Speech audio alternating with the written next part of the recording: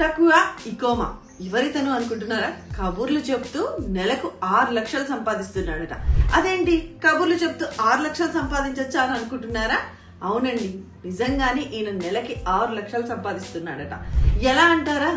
Old age వాళ్ళని లేదా ఎవరైనా బాధలో ఉంటే ఎమోషనల్ గా వాళ్ళతో మాట్లాడుతూ వాళ్ళ బాధలను షేర్ చేసుకుంటూ వాళ్ళతో భోజనం చేస్తూ అలా వాళ్ళతో టైం స్పెండ్ చేస్తూ ఎమోషనల్ గా వాళ్ళని కనెక్ట్ అవుతున్నాడట.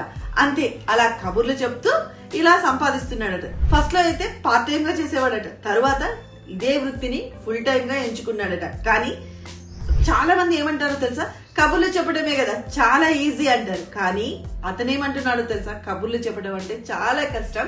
అందులో ఎమోషనల్ గా ఒక క్లయింట్ ని కనెక్ట్ అయ్యి ఆ క్లయింట్ సాటిస్ఫై అయ్యేలాగా, అంటే వాళ్ళని చాలా వాళ్ళ బాధల్ని అవన్నీ పంచుకునేలాగా వాళ్ళతో కనెక్ట్ అవ్వాలి అంటే ఎంతో కష్టమైన పని అది.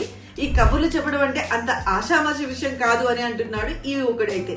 మరి 31 సంవత్సరాలకే 6 లక్షలు సంపాదిస్తున్నాడు కబుర్లతో.